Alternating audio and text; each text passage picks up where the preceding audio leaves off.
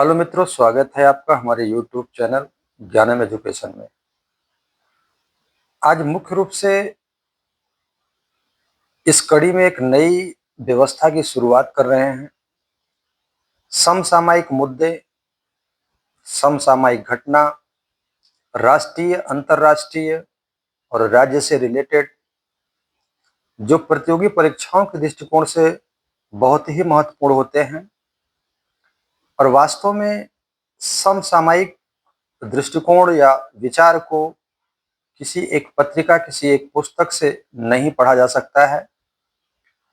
अगर इसका समग्र अध्ययन आपको करना है तो आप निरंतर समसामयिक राष्ट्रीय अंतर्राष्ट्रीय घटनाओं को अपने व्यवहार में बनाए रखिएगा। समाचार पत्रों का अध्ययन करिएगा, टेलीविजन में समाचार पत्रों को बीच बीच में देखिएगा, तब वो कहीं जाकर आपके व्यवहार में बने रहते हैं। फिर भी इस वीडियो लेक्चर के माध्यम से हम कुछ महत्वपूर्ण बिंदु, कुछ महत्वपूर्ण टॉपिक पर विचार रखेंगे और जो बहुत ही अति महत्वपूर्ण बिंदु होगा उसी के विषय में चर्चा करेंगे एक छोटे से वीडियो में। और निरंतर आगे बहुत सारे वीडियो इस पर हम बनाते रहेंगे, लेक्चर के माध्यम से, विचार विमर्श के माध्यम से आप तक पहुंचाते रहेंगे। उसको आप देखते रहिएगा। बात करते हैं समसामयिक दृष्टिकोण या घटना चक्र या सामान्य ज्ञान। जो समसामयिक मुद्दों पर आधारित होते हैं वो वास्तव में एक दिन के अध्ययन से दृष्टि नहीं बन पाती है, बल्कि लगातार, निरंतर, कंटिन्यूअस उस पर अपनी नजर बनाए रखनी पड़ती है। तभी वह आगे चलकर जब कभी प्रतियोगी परीक्षा में कोई प्रश्न उससे रिलेटेड आता है तो आप उसका उत्तर जो है बहुत ही सटीक और सारगर्भित रूप से दे सकते हैं। अभी आगामी भारत में अंतर्राष्ट्रीय परिदृश्य के रूप में अगर हम देखते हैं तो ब्रिक्स का शिखर सम्मेलन है जो सितंबर 2026 में भारत में प्रस्तावित है। यानी कि ब्रिक्स का जो अगला शिखर सम्मेलन है वो भारत में ही प्रस्तावित है, जो सितंबर में होना है। अब इससे रिलेटेड बहुत सारे प्रश्न बनते हैं। जैसे प्रश्न बनता है कि ब्रिक्स की स्थापना कब हुई। ब्रिक्स एक अंतर्राष्ट्रीय संगठन है जो कई देशों का संगठन है, आपसी सहयोग है, विकास के प्रति, आर्थिक परिक्षेत्र के प्रति, साझा भागीदारी के प्रति। तो जो ब्रिक्स है उसका स्थापना जो है 2006 में हुआ है। इसको भी आप जानते रहिएगा। इसमें बहुत सारे देश जुड़े हुए हैं। ऐसे ही महत्वपूर्ण बिंदुओं पर हम विचार रखते हैं और समझने का प्रयास करते हैं, चीजों को अध्ययन करते हैं, जोड़ते हैं, तभी हमें समसामयिक मुद्दों की सारगर्भित जानकारी प्राप्त होती है।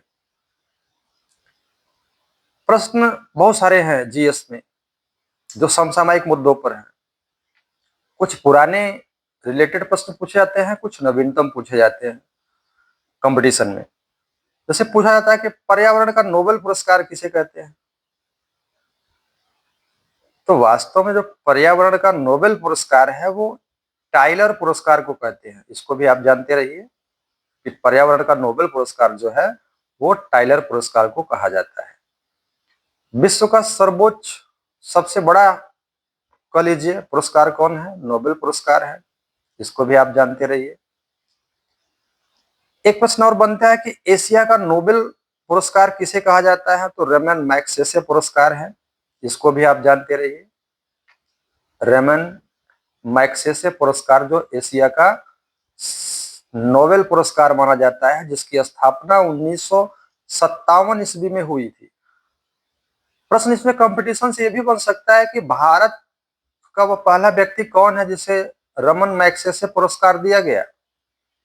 तो इसको भी आप जानते रहिए कि 1958 ईस्वी में सर्वप्रथम विनोबा भावे को यह पुरस्कार दिया गया था, जिसे एशिया का नोबेल पुरस्कार कहते हैं, जिसे रेमन मैग्सेसे पुरस्कार कहते हैं। ठीक है। 58 में ही उनको दिया गया था, जबकि रमन मैग्सेसे पुरस्कार की स्थापना ही जो है वो 1957 ईस्वी में हुई है। इसके साथ साथ और भारतीय लोग हैं जो जिन्होंने रमन रेमन मैग्सेसे पुरस्कार प्राप्त किया है। उसमें नाम आता है विनोबा भावे के बाद मदर टेरेसा का नाम आता है, जयप्रकाश नारायण का नाम आता है, सत्यजीत रे का नाम आता है, किरण बेदी का नाम आता है, अरविंद केजरीवाल का नाम आता है, और अभी लेटेस्ट में रवीश कुमार, जो उनके निडर पत्रकारिता के लिए जो है उनके योगदान को देखते हुए रमन मैग्सेसे पुरस्कार प्रदान किया गया है। इसके अलावा और सारे बिंदु हैं जिसको हम ले सकते हैं। भारत का पूछते हैं, भारत का सर्वोच्च सम्मान कौन है, तो भारत रत्न है, इसको भी आप जानते रहिए। फिर आपसे कंपटीशन, वर्तमान कंपटीशन के दृष्टिकोण में 2026 में जो प्रश्न प्रतियोगी परीक्षाओं में पूछे जा सकते हैं उसमें से इंपॉर्टेंट है कि 60वां ज्ञानपीठ पुरस्कार 60वां ज्ञानपीठ पुरस्कार 2025 किसे दिया गया है, तो आर वैरामुथु हैं, इसको भी जानते रहिए, जो तमिल कवि और गीतकार हैं। उनके तमिल साहित्य में उनके योगदान के लिए जो है वो 60वां ज्ञानपीठ पुरस्कार आर वैरामुथु को दिया गया है, इसको भी जानते रहिए। इसके साथ साथ शांति, निशस्त्रीकरण एवं विकास हेतु इंदिरा गांधी पुरस्कार 2025, ये बहुत ही मोस्ट इंपॉर्टेंट है, बहुत सारी परीक्षाओं में पूछा जाता है। तो शांति, निशस्त्रीकरण एवं विकास हेतु इंदिरा गांधी पुरस्कार 2025 जो है वो ग्रासा मासेल को दिया गया है, जो अफ्रीका के हैं, ग्रासा मासेल। ऐसे ही बहुत सारे महत्वपूर्ण बिंदु हैं जिस पे हम चर्चा कर सकते हैं। इसी तरह का प्रश्न है कि भारत में वो कौन से राज्य है जहां यूसीसी लागू है, तो सबसे पहले तो आजादी से पहले गोवा में जो है समान नागरिक संहिता लागू की गई थी। आजादी के बाद पहला राज्य जो है वो उत्तराखंड है, इसको भी जानते रहिए। तो गोवा, उत्तराखंड और 2 राज्य, इसमें 3 राज्य और जुड़े हुए हैं जहां के कानून को पारित कर दिया गया है, जिसमें अगला नाम आता है उत्तराखंड के बाद गुजरात, गुजरात के बाद असम और असम के बाद मध्य प्रदेश। यहाँ भी इस कानून को, यूसीसी को पास कर दिया गया है। इसके साथ साथ राजस्थान, महाराष्ट्र और पश्चिम बंगाल में भी इसके यूसीसी को लागू करने के लिए, समान नागरिक संहिता को लागू करने के लिए जो है वो आयोग और समिति का गठन कर दिया गया है। फिलहाल अभी वहां की विधानसभाओं में इसको पारित नहीं किया गया है, लेकिन गुजरात में, असम में और मध्य प्रदेश में यह बिल्कुल पारित कर दिया गया है। यानी उत्तराखंड के बाद अगर आप देखते हैं तो उत्तराखंड के बाद गुजरात, गुजरात के बाद असम और असम के बाद मध्य प्रदेश है।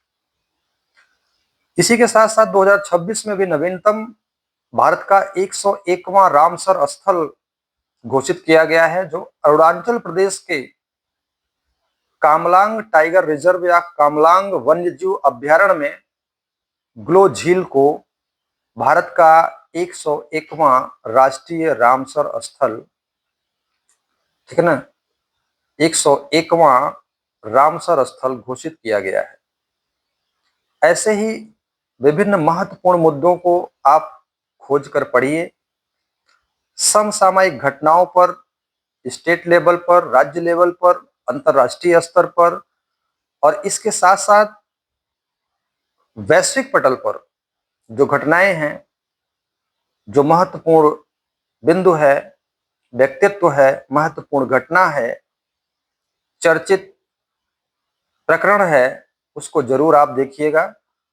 और समसामयिक जो पूछा जाता है किसी भी प्रतियोगी परीक्षा में, इसी से रिलेटेड पूछा जाता है कि वो वैश्विक पटल पर या राष्ट्रीय पटल पर या राज्य के स्तर पर कितना चर्चित है, कोई व्यक्तित्व है, कोई घटना है, कोई जानकारी है, कोई खोज है, कोई वैज्ञानिक उपलब्धि है, इन्हीं से रिलेटेड प्रश्नों को पूछा जाता है।